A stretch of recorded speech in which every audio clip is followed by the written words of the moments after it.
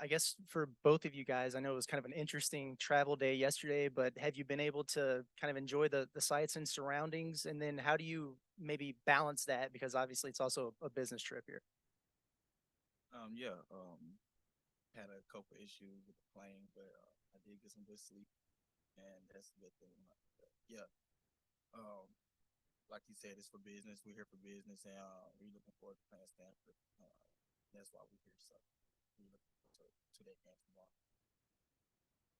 I think all the guys are, ready to get on the basketball court, compete for the championship here, and just do big things. Like you said, we've been, like people say, we had some problems with the plane and stuff, but ever since we got here, it's been good. We sightseeing a little bit, but we know the main goal.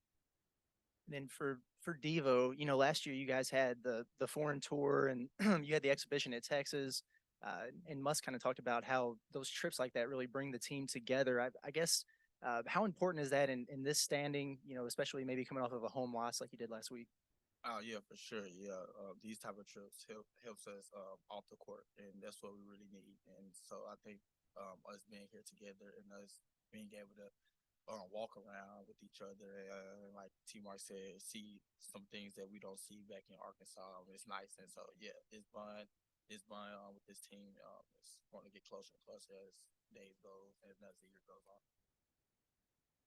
Devo, I was trying to think of you guys went to Italy and Spain, and then what other country last year on that foreign tour? Switching. Switzerland, and Mm-hmm. so now the Bahamas. Yeah. So you've been to four different countries with Coach. What's he like to travel with, and what would you say? What do you think he Nah, thinks you're like to travel with? yeah, it's fun. Since I before I came to college, I didn't travel at all. Arkansas kid, never left Arkansas. So yeah, being able to come to the Bahamas, go to Spain, Barcelona, Valencia, places like that, very exciting, very fun, and I enjoy it. I like traveling. You know what I mean? And even though the plane yesterday was bad, like T Mark said, today's been really good. Having a little off day and be able to see the things that, like I said, we see um, around the hotel and things like that. What is Coach like on these trips though? Because like you're literally in paradise Mm-hmm. right now, but still business to take care of. Like what's he like on these trips? He's still locked in. Yeah, and T Mark said like we're here to win. You know what I mean? That's the main goal, and so we know he's locked in, and we have to be locked in within the space where he's locked in as well, because we know he want to win. For both of y'all, how's the team responded to last Friday's game, and what have the last few days been like? We went over it. We watched film. We took a deep breath, just examined examine all the things we did wrong, all the some of the things we did good, but you know, we came out with L, so we have to take that with a tough chin, just move on from it. But we're still getting better, and we're gonna continue to get better as a team, and that's what we're doing right now.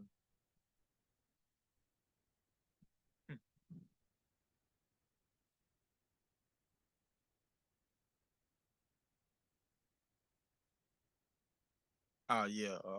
I feel like we understand like that game was a tough one, but we have to put it behind us, and we got a game tomorrow, and I feel that if we focus on that and try to, like I said, make sure we know our personnel and things like that, and our scouting reports, focus on the Stanford game, I think, and make sure that game is behind us, and we know that we got to get better from it.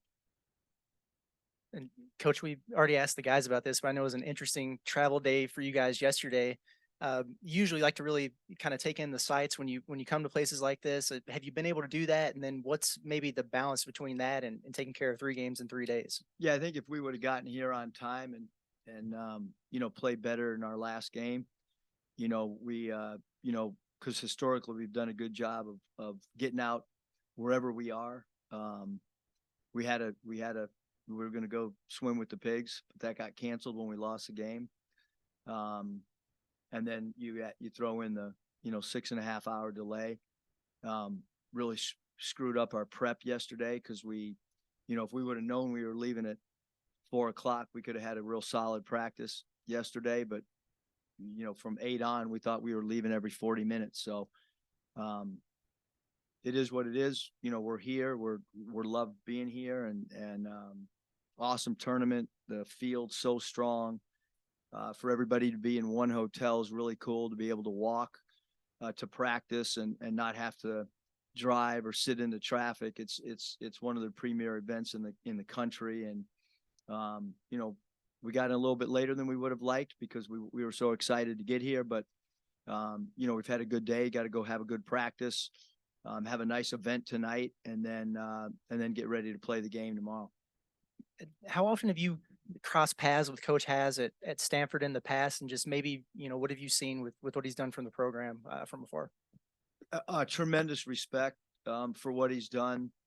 I think it was my first year at Nevada. It might have been the first competition that I had as a Division I coach. You'll have to ask him.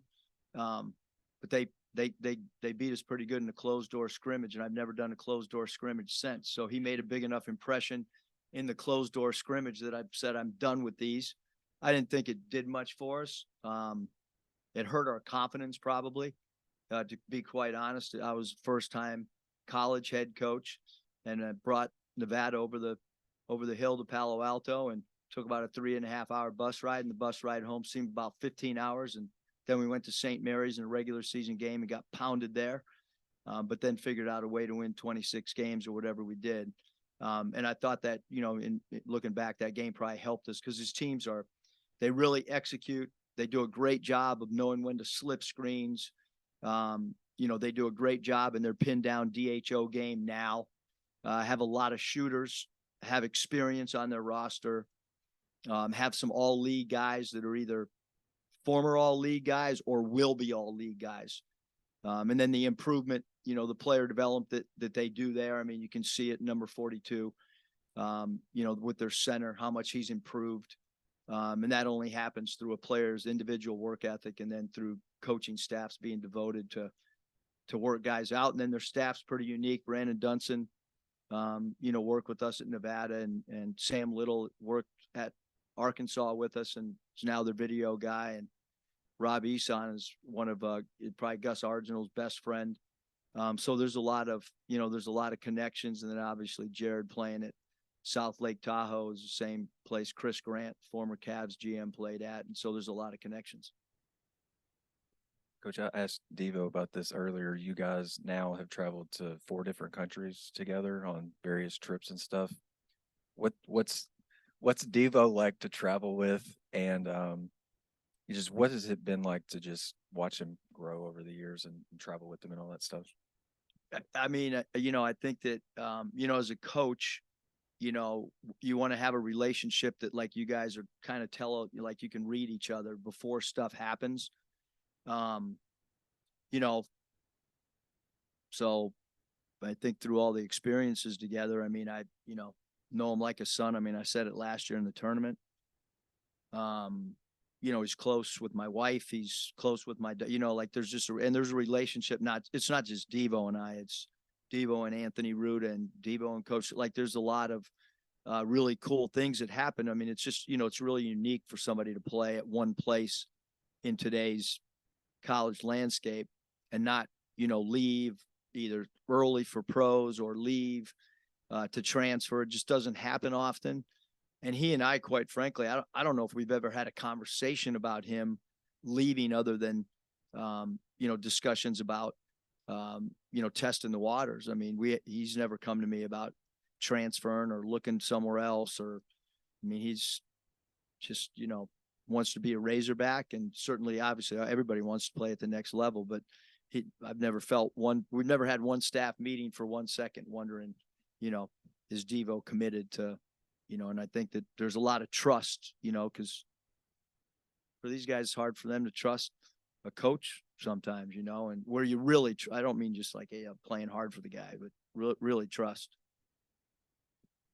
I guess the only other thing I had was maybe for the players, Jared Bynum and then Peja Stojakovic's son, which that sounds insane. But 6'7" We're getting old, Scotty. What's that? We're getting old. Just thoughts on those guys, because Bynum's assist to turnover ratio is crazy, 34-4, I think. And then Stojakovic can obviously shoot it pretty well, 6'7" guard. Devo's got a good assist to turnover ratio too. It is good, pretty good. I don't Can't know beat that. Has he turned the ball over yet? I don't think so. Has anybody got thoughts on Bynum and Stojakovic? Yeah, Stojakovic, you know, he's a good player, good shooter. Really wants to tries to get his shot off. And, you know, we just gotta come out, make sure we're ready to play. Make sure we're ready to play hard on defense. I feel like that's where it all starts for us on the defensive end side of the ball. So as long as we come out ready to play, I think we'll do a good job on it. And Mussa, I'm sure that you had, different run-ins and preparations for Peja in the past. Do you see any similarities between the games between him and his son? And then as a follow-up, you mentioned their big man and his player development. What makes him such a challenge? Yeah, I think 42. No, just the fact that he can, he's got a face-up game. He can make threes. Really good on their pin-down DHO as a roll man. He's got a quick release on his jump hook. He can shoot a jump hook over left shoulder, right shoulder. I think so. They'll go high-low with him as well. So I think there's a lot of things that he does really good. He's got soft hands. He runs the floor offensively very hard. So there's a lot of things that make him special. I think with Stojakovic, it's, I think it's really unfair to compare, father, son, just because it's a natural thing to do for sure. But I hope no one compares me to my dad. I hope nobody compares my sons to me. I think that each, these guys, they all work so hard to be great players. And Peja was incredible. And his son is an incredible offensive player. When you look at, he can basket cut, he can dribble drive, he can shoot the three, playing with a lot of confidence in a really short sample size. I mean, it's one thing for a freshman to have a great numbers in games 13 through 18 or whatever. But he's come out, first 4 games and proven score. And he's seized the opportunity when other guys have been out. Obviously, their power forward Angel's been out a little bit. Obviously, S. Jones has been out. And Stojakovic, they haven't missed a beat. He's done a great job, although he plays a little bit different position and a little bit different style than those two guys. But he's filled minutes in, given the opportunity. Bob, can you hear me? Yeah, I can hear you guys. You got a question for Tramon or Devo? Yeah, maybe for both players. I apologize if this is a little repetitive because really couldn't hear you guys at first. But obviously, a tough loss, and then you come here. Kind of what's the mindset going into this game, and maybe wanting to wash out that bad loss. Maybe Devo could take that first, and then T-Mark. These guys got to go to film too. Yeah, we got to win some games. We come here to win. I think that's the main goal, and that's what we're focused on. Like we said earlier to Curtis, like, we lost, but we got to put it behind us. And we know it was a bad loss, but we got, like I said, put it behind us and focus on the next game. Yeah, we gotta wash out that taste in our mouth just by coming out, playing hard, and these next 3 games we're gonna play, coming out and win these games, and I feel like that'll do us justice going forward in the season. I got some questions for Eric, but Yeah, hold on, Bob. Oh. Excuse the players because they got to go to film. Jackson, you got a question for Coach Muss? Yeah, from us.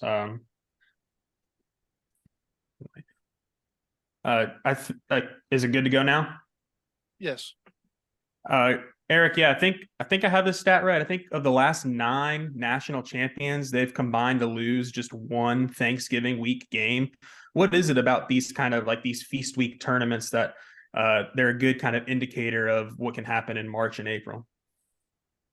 Wow, nothing like putting some pressure on somebody to do well in a Christmas tournament, Thanksgiving. I didn't know that stat. I mean, I think every season, that's a heck of a stat for sure. But look, we have I look at, we have a 4-game segment right now. These 3 games, then we go home and play Duke. And I would say that this 4-game segment, regardless of who we play in game 2 and game 3 here, is probably the toughest 4-game segment anybody in the country. I haven't looked at everybody's schedule, but I can pretty much guarantee that nobody has a more difficult 4-game schedule than we have that we're staring at right now. Our whole thing is like, yeah, do we want to play well here? Absolutely. You know, do we want to string together a winning streak? Certainly we would like to.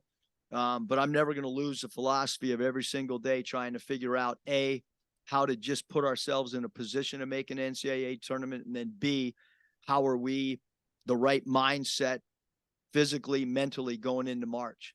But first you got to get there, and the only way to get into the tournament is to win games. So, you know, high priority to play well these 3 games, because we do know that, you know, there's a national television audience that's going to watch these games as well and evaluate teams' performances.